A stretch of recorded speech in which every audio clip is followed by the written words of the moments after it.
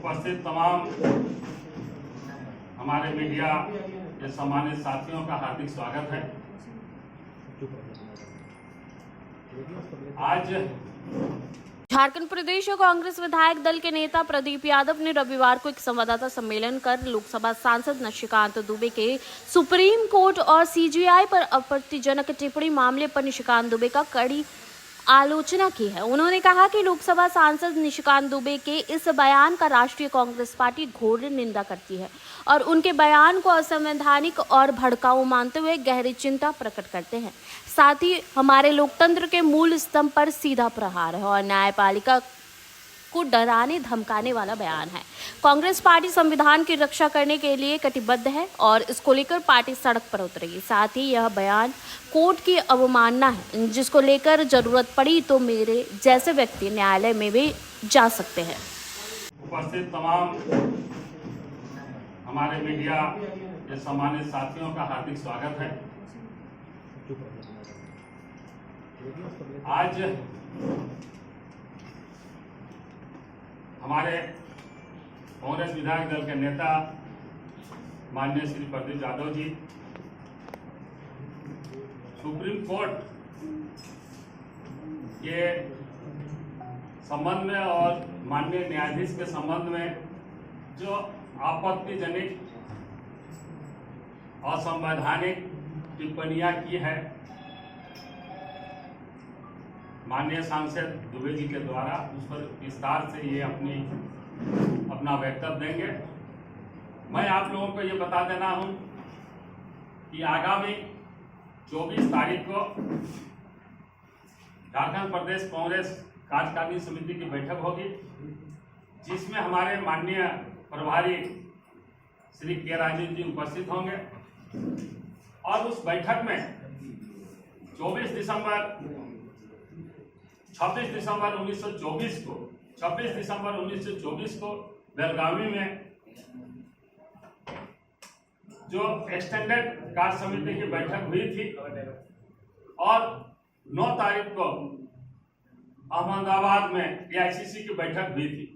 उन दोनों बैठकों में जो महत्वपूर्ण निर्णय लिए गए थे उनकी समीक्षा कल एआईसीसी में हुई है और उसी के आलोक में जो भी प्रस्ताव है उसको आम जनता तक पहुंचाने के लिए जो जैसे संविधान की बात है उनकी रक्षा या संविधान बचाओ अभियान जो हमारा 40 दिन का चलेगा कार्यक्रम, ये सारे बिंदुओं पर विचार विमर्श के लिए एक अहम बैठक 24 तारीख को रखी गई है और अलग अलग अवसर पर हमारे प्रदेश स्तर पर संविधान बचाओ रैली होगी, जिला स्तर पर रैली होगी, विधानसभा स्तर पर होगी। इस तरह से हमारे सारे कार्यक्रम होंगे। तो अभी आज स्पेशली क्योंकि अभी कुछ देर पहले मुझे ये पत्र आया माननीय केसी वेकवाल के वहां से और मैंने प्रभारी से इस पर बात की, इसलिए यह भी बता देना मुझे जरूरी था।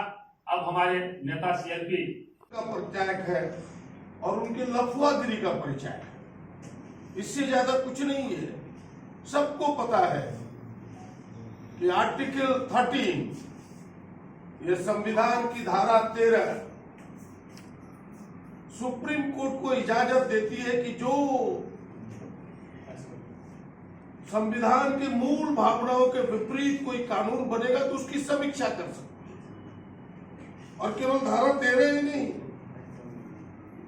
धारा 32 कई धाराएं हैं और इसके पहले भी 1973 में केशवानंद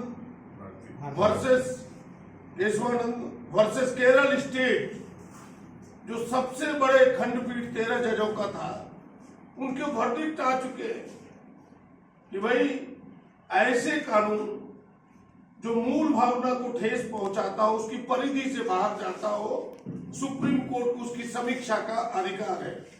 और तब इस प्रकार की बातों को कहना निश्चित रूप से एक सोची समझी साजिश का हम सब हिस्सा मानते हैं। और इतना ही नहीं, हम कह सकते हैं कि भाई भारतीय राष्ट्रीय कांग्रेस न हमेशा संविधान, धर्मनिरपेक्षता और लोकतांत्रिक संस्थाओं की रक्षा की है और आगे भी इसके लिए कटिबद्ध है। यह बयान संवैधानिक संस्थाओं पर हम प्रहार मानते हैं, इसलिए हम संविधान की रक्षा का हमने कसम खाई है। कांग्रेस पार्टी पहले से भी करती रही है संविधान की रक्षा, इसीलिए हम सड़क पर भी उतरेंगे और इसे हम माननीय उच्चतम न्यायालय का अपमान न समझते हैं और ये सच भी है। इस प्रकार की चीजें जो माननीय उच्चतम न्यायालय के विरोध में कही गई है, यह अवमानना के केस बनता है। केवल अवमानना ही नहीं, क्रिमिनल कॉन्टेम्प्ट ऑफ कोर्ट का मामला बनता है।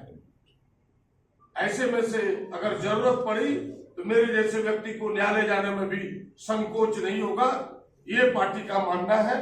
और फिर से एक बार इस आपत्तिजनक बयान का घोर भर्त्सना करता हूं, निंदा करता हूं और इसके लिए जो मैंने पहली पंक्ति कही है कि यह सोची समझी साजिश का हिस्सा है, रणनीति का भारतीय जनता पार्टी के नेताओं की सहमति का हिस्सा है।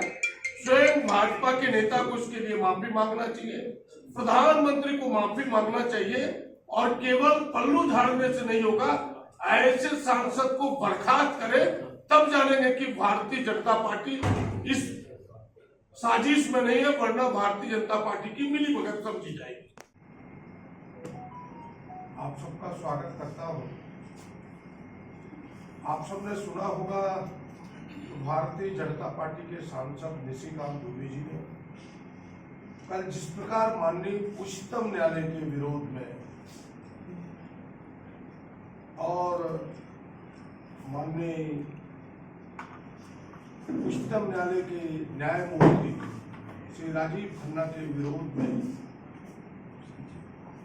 गहरी घोर आपत्तिजनक टिप्पणी की है। जो टिप्पणी आप सबके सामने है कि सुप्रीम कोर्ट ही कानून बनाएगा तो सांसद बंद कर देना चाहिए। सुप्रीम कोर्ट के कारण ही देश में सारा धार्मिक दंगा होता है, उनके बयान है। देश के गृह युद्ध के लिए माननीय न्यायाधीश संजीव खन्ना ही जिम्मेवार ठहराए गए। इस घोर आपत्तिजनक बयान की कांग्रेस पार्टी, राष्ट्रीय कांग्रेस पार्टी भर्त्सना करती है, घोर निंदा करती है और इस दुबे जी के बयान को हम भड़काऊ असंवैधानिक वक्तव्यों पर गहरी चिंता व्यक्त करते हैं। ये टिप्पणियां भारत के सर्वोच्च न्यायालय और माननीय मुख्य न्यायाधीश श्री संजीव खन्ना के प्रति अपमानजनक और हमारे लोकतंत्र के मूल स्तंभ न्यायपालिका पर सीधा प्रहार है। न्यायपालिका का अपमान ही नहीं, संवैधानिक संस्थाओं को डराने और धमकाने वाला है, उसकी स्वतंत्रता को छीनने वाला बयान है। और ये बयान दर्शाता है कि भारतीय जनता पार्टी के इशारे पर संस्थाएं चले, ये बयान उस दिशा को इंगित करता है और ये अनायास बयान नहीं है। राष्ट्रीय कांग्रेस पार्टी का मानना है कि बिना नेता के सहमति से कोई सांसद इस प्रकार के बयान दे नहीं सकता। यह भारतीय जनता पार्टी के रणनीति का एक हिस्सा है और यह बयान देश की वैमनस्यता, विद्वेष फैलाने वाला है, देश को अराजकता की स्थिति में धकेलने वाला बयान है।